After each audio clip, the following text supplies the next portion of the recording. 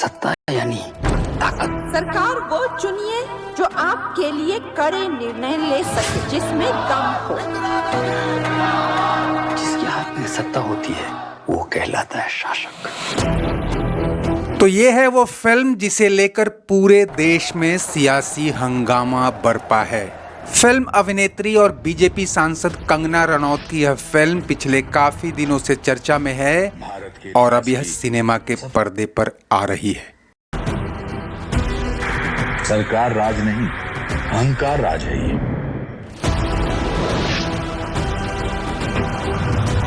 ये हमारी नहीं, इस देश की मौत है। लेकिन देश के कई संगठनों और राज्य सरकारों ने ऐलान कर दिया है कि वे इस फिल्म को रिलीज नहीं होने देंगे। कुछ ने सेंसर बोर्ड से इसे बैन करने की मांग की है, तो कुछ विरोध प्रदर्शन की धमकी दे रहे हैं। इस तानाशाही को रोकना होगा। आखिर इस फिल्म में ऐसा क्या है कि इसे इतना तूल दिया जा रहा है? दोस्तों, सरसरी नजर में देखें तो कोई भी कहेगा कि ये तो पूर्व प्रधानमंत्री इंदिरा गांधी की बायोपिक है। फिर तो कम से कम कांग्रेसियों को खुश होना चाहिए, जबकि यह फिल्म उन्हीं को ज्यादा खटक रही है। India is Indira and Indira is India. लेकिन क्या वास्तव में ऐसा ही है? बिल्कुल नहीं। उधर पंजाब के अकाली और सिख गुरुद्वारा प्रबंधक कमेटी ने तो YouTube से इसका ट्रेलर भी हटाने की मांग की है और कहा है कि यह फिल्म उनकी भावनाओं को आहत करती है। दोस्तों, यह फिल्म भारतीय सियासी इतिहास के एक ऐसे चैप्टर, एक ऐसे बदनुमा दाग से पर्दा हटाती है जिसने कुछ समय के लिए लोकतंत्र, नागरिक अधिकारों, प्रेस और अभिव्यक्ति की आजादी का गला घोंट दिया था। अखबार, ऑफिसेज, प्रिंटिंग प्रेसेस, सबकी बिजली काट दो। किसने सोचा था कि लोकतंत्र का ऐसे गला घुटेगा, हर आवाज जो उसके खिलाफ उठेगी कुचल दी जाएगी। वैसे तो यह फिल्म साल 1975 में भारत में लगाई गई इमरजेंसी के इर्द गिर्द घूमती है, लेकिन साथ ही यह उसके आसपास के कई कालखंडों में जाकर भारतीय राजनीति के तमाम अनछुए पहलुओं को उजागर करती है। पूरी फिल्म इंदिरा गांधी के सत्ता में आने, सत्ता पर पकड़ मजबूत बनाने और फिर अपने तानाशाही रवैये से सत्ता गंवाने का ताना बाना पेश करती है। इसमें पूर्वी पाकिस्तान से आज़ाद होकर अलग बांग्लादेश बनने की कहानी है, तो पंजाब में खालिस्तानी आतंकवाद की आग और उसकी लपटों का ताप भी दिखाई देता है। फिल्म एक ऐसे समय आ रही है जब पड़ोसी मुल्क बांग्लादेश में तख्ता पलट हो चुका है और भारत में भी कई ताकतें वैसा ही कुछ होने या किए जाने की आशंकाएं जता रही हैं। ऐसे में यह फिल्म और भी प्रासंगिक हो जाती है कि जब तानाशाही लोकतंत्र पर हावी हो जाती है तो कैसी अराजकता फैलती है और आम जनता को उसके क्या क्या गंभीर नतीजे भुगतने पड़ते हैं। फिल्म के प्रोडक्शन, डायरेक्शन की कमान संभालने के अलावा लीड रोल यानी इंदिरा गांधी की भूमिका में भी खुद कंगना रनौत ही हैं।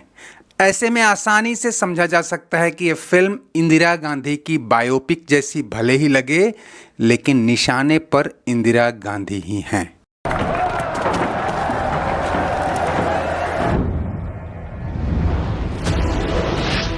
लेकिन फिल्म के विरोध के पीछे की असल वजहों पर जाने से पहले ये भी जानते चलें कि इसमें और कौन कौन से बड़े किरदार हैं। अनुपम खेर जयप्रकाश नारायण के रोल में हैं, जिन्होंने इमरजेंसी के विरोध में पूरे देश को आंदोलित कर दिया था और संपूर्ण क्रांति का आह्वान किया था। संपूर्ण व्यवस्था बदलने का एक ही रास्ता है, संपूर्ण क्रांति। विशाख नायर संजय गांधी के रोल में हैं। इंदिरा गांधी के छोटे बेटे संजय गांधी तब उनका दाहिना हाथ माने जाते थे और कहा जाता है कि इमरजेंसी में जितने भी दमनकारी फैसले हुए उसमें संजय का बड़ा रोल था। वह सत्ता बचाने के लिए किसी भी हद तक जा सकते थे।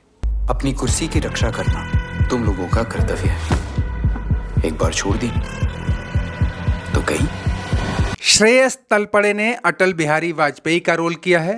हालांकि भारत की राजनीति में वाजपेयी का किरदार इमरजेंसी के बाद ही ऊंचा हुआ था। पहले इसके तुरंत बाद विदेश मंत्री बनकर और आगे चलकर 3 बार प्रधानमंत्री बनकर। चूंकि कंगना बीजेपी नेता हैं, ऐसे में जाहिर है इसमें अटल बिहारी वाजपेयी को भी अहमियत मिलनी ही थी। वाजपेयी जी, मैं एक राजनेता से मोल भाव करने आई थी, मगर सामने सिर्फ एक सच्चा देशभक्ति का। इंदिरा जी, देश हमारा भी है। इसी तरह अशोक छावड़ा मोरारजी देसाई के रोल में हैं, तो मिलिंद सोमन जनरल मानेक शॉ बने हैं। ये वही मानेक शॉ हैं जिन्होंने पूर्वी पाकिस्तान में पाकिस्तानी सेना के खिलाफ युद्ध की अगुवाई की थी। Sam, are you with me in this? I am with India, Prime Minister. You have effectively declared war on Pakistan. You should have rethought this decision. You have weaponry. We have courage. That's all it takes. Film में कई विदेशी कलाकारों ने भी काम किया है। अमेरिकी राष्ट्रपति रिचर्ड निक्सन के रोल में हैं Scott Alexander Young. Richard Klein ने हेनरी किसिंगर का रोल किया है। इसका एक गाना सिंहासन खाली करो उदित नारायण और नक्श अजीज ने गाया है।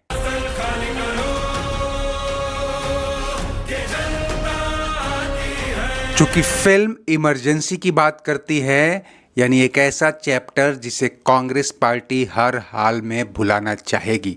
जाहिर है उसे लगता है कि यह फिल्म उसके खिलाफ जनता में पुराने घावों को कुरेदने जैसा है। ऐसे में हिमाचल, कर्नाटक और जहां भी उसकी या उसके सहयोगियों की सरकार है, वह चाहती है कि ये फिल्म रोक दी जाए। इमरजेंसी घोषित करने के लिए पूरी कैबिनेट की सहमति आवश्यक होती है इंदिरा जी। मैं ही कैबिनेट हूँ। पंजाब खासकर अकालियों के विरोध की वजह यह है कि फिल्म उस तथ्य को उजागर करती है कि खालिस्तान को पैदा करने के पीछे इंदिरा सरकार ही थी। ये बात अलग है कि उसका दंश भी उसी को झेलना पड़ा और इंदिरा गांधी को जान भी गंवानी पड़ी। लेकिन एसजीपीसी और पंजाब के दूसरे नेताओं का कहना है कि ये फिल्म खालिस्तान आंदोलन को लेकर उनकी छवि खराब कर रही है। कि हमारी पार्टी को क्या चाहिए? साडी पार्टी ਨੂੰ ਲੋਕ ਚਾਹੀਦੇ ਨੇ ਤੇ ਸਾਨੂੰ ਚਾਹੀਦਾ ਹੈ खालिस्तान। फिल्म में साफ दिखाया गया है कि कैसे इंदिरा और संजय गांधी ने अकालियों के खिलाफ अपने सियासी फायदे के लिए खालिस्तानी धड़ों में कट्टरता को बढ़ावा दिया था। दोस्तों, कहा जा रहा है कि यह एक प्रोपोगेंडा फिल्म है और बीजेपी इसका इस्तेमाल राजनीतिक फायदे के लिए कर रही है। इसके पहले कश्मीर फाइल्स और केरल फाइल फिल्मों पर भी ऐसे ही आरोप लगे थे, लेकिन सच्चाई यह भी है कि हर फिल्म कोई न कोई एंगल लिए होती है। ऐसी तमाम फिल्में जो कांग्रेस राज में बनी, जिन्हें देखकर हम और आप बड़े हुए, वो भी कहीं न कहीं किसी न किसी नैरेटिव को ही आगे बढ़ा रही थी। ऐसे में फिल्म देखने, नहीं देखने, पसंद करने या नापसंद करने का अधिकार भी जनता पर ही छोड़ देना चाहिए। वैसे भी जनता समझदार है, जानती है कि कौन सी फिल्म प्रोपेगेंडा है और कौन सी देखनी है। तो आप भी अपनी दिलचस्पी और विवेक से ही फिल्म देखने का फैसला करें। हमारा वीडियो आपने देख लिया, हमारे लिए इतना ही काफी है। चलते चलते इसे लाइक, शेयर और सब्सक्राइब कर लीजिए और कमेंट बॉक्स में अपनी राय जरूर दीजिए। शुक्रिया, नमस्ते, आभार। जनता के हाथ में आज सब